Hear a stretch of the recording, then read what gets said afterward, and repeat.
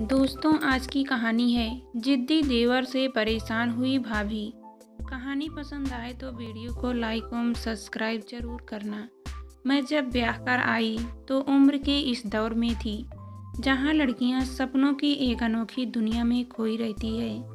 पढ़ना लिखना, घूमना फिरना, हल्के फुल्के घरेलू काम कर देना, वह भी माँ ज़्यादा जोर देकर कहती तो कर देती, वरना मस्ती मारना, सहेलियों के साथ गप्पे मारना, यही काम होता था मेरा।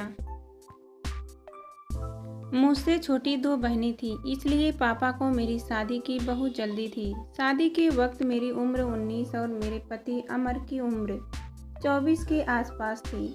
छोटे से कस्बे में 5 कमरों वाले घर में काफ़ी चाल पहल रहती थी।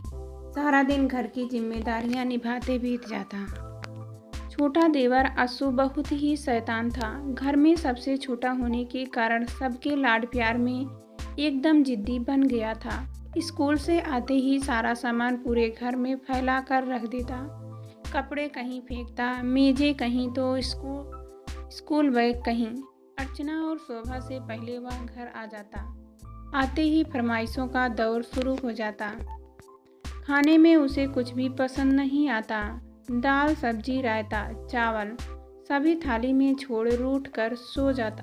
पता नहीं कैसा खाना चाहता था वह। माँ जी भी उसकी इन आदतों से काफ़ी परेशान रहती थी।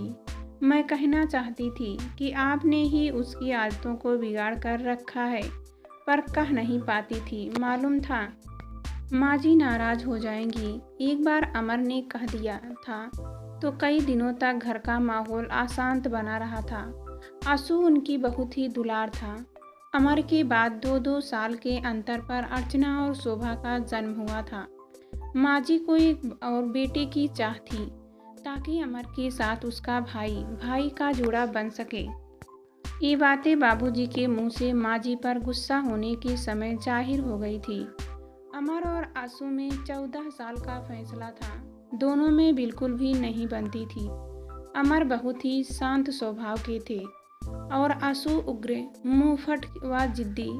माँ बाबूजी से बार बार जबान लड़ाता, अपनी पढ़ाई पर भी ध्यान नहीं देता था। आंसू को बिगाड़ने में सबसे बड़ा हाथ माँ जी का ही था।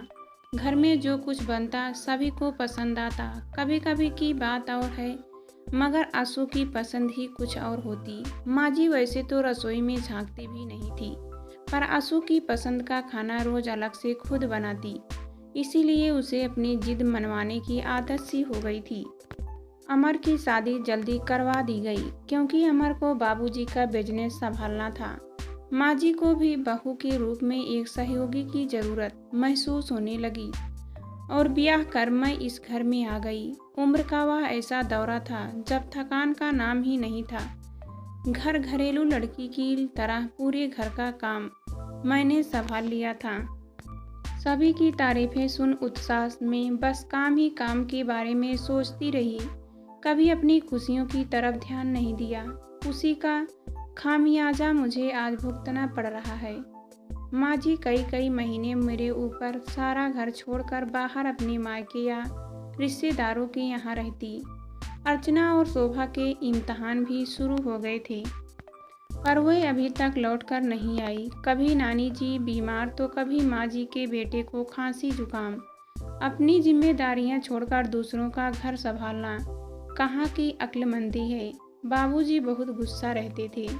उसको फ़ोन पर ही काफ़ी कुछ सुना डालते, पर माँ जी को जब आना होगा तभी आएगी। इस उम्र में भी माँ जी महीनों मायके में गुजार आती। बच्चों को साथ लेकर जाना भी उन्हें पसंद नहीं था। पूरी आज़ादी से रहती। उनकी घर गृहस्थी बढ़िया चलती रहती। मैं महीनों मायके जाने को तरसती रहती। मेरे जाने से घर में सभी को असुविधा हो जाती थी। किसी को भी महसूस नहीं होता कि मेरा भी इस घर चूल्हे चौके से मन ऊब जाता होगा। यहाँ तक कि अमर भी मेरी भावनाओं को नहीं समझते। जब भी मैं मायके जाने की बात करती, कोई ना कोई बहाना बना मुझे रोक देते।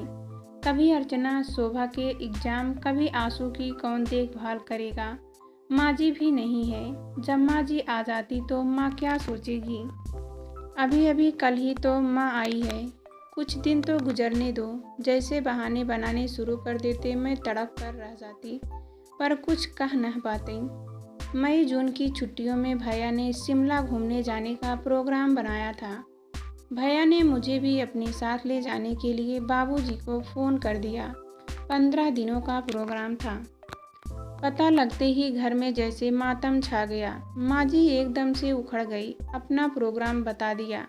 हमारे बारे में कुछ सोचा ही नहीं। मैं बढ़िया इतने दिनों तक अकेले कैसे घर संभालूंगी। गुस्से से भरकर मुझसे कहने लगी, तू अपने भाई से बोल देना, इस तरह आना जाना हम पसंद नहीं करते हैं। हमें जब सुविधा होगी तभी तो भेज पाएंगे, तो आप मना कर दीजिए। अगर आपका मन नहीं है तो मैंने भी थोड़ा नाराज़गी भरे स्वर में कह दिया। कह तो ऐसे रही है जैसे हमारे मना करने से मान जाएगी। लगता है पहले ही भाई बहन की बात हो गई होगी। माँ जी ने तीखे स्वर में कहा, किसका मन नहीं करता होगा मायके जाने का। यहाँ तो महीनों हो जाते हैं, अपने आप तो कोई कभी कहता ही नहीं है। भैया कभी बुलाते हैं तो घर में तूफान खड़ा हो जाता है। घर में एक नौकरानी के चले जाने से सारा काम रुक जो जाता है, वरना मुझसे इतना प्यार किसे है। मैं भी गुस्से से कह गई। अमर भी कहने लगे, अच्छा तुम्हारे भैया का फ़ोन आया। घर में तनाव फैल गया। तो आप भी यही चाहते हैं कि कोई भी मुझे ना बुलाए और ना मैं इस घर से बाहर कदम रखूं। बंधुआ मजदूर जैसी पूरी जिंदगी इसी तरह दिन रात चूल्हे चौके में पिसती रहूं। मुझे भी चेंज की ज़रूरत हो सकती है। यह कोई भी नहीं सोचता। मेरी आंखों में आंसू आ गए। मेरे आंसू देखते ही अमर मुझे समझाने लगे, तुमने घर को बहुत अच्छी तरह से संभाल लिया है कि सभी को तुमसे उम्मीदें हो गई है। तुम्हारे जाने के बाद ना तो समय पर नाश्ता मिलेगा, ना रात को ढंग का डिनर। माँ से कुछ कह भी नहीं सकता, हर समय नाराज सी रहती है। काम का लोड जो ज़्यादा हो जाता है उन पर। तुम्हारे जाने के बाद से वह किचन में कम ही जाती हैं। सुबह बताना था कि हमारा क्या प्रोग्राम बना है, भैया लेने आएंगे या इधर से कोई मुझे छोड़ने जाएंगे। कितनी बार कहा, सीधी ट्रेन है लखनऊ की, मैं चली जाऊंगी, वहाँ भैया लेने आ जाएंगे, पर कोई जाने ही नहीं देता। कहीं अकेले आना जाना सीख गई तो जल्दी जल्दी न जाने लंगू। सुबह हिम्मत करके बाबूजी के साथ जाकर अमर ने माँ जी से बात की। जाने भी दो माँ, कुछ दिनों की ही तो बात है। अर्चना शोभा है, काम वाली है, सब काम हो ही जाएगा। आप ज़्यादा टेंशन मत लो। अमर बहुत ही कम बोलते थे, बीवी की तरफ से बोलते देख माँ जी को गुस्सा आ गया।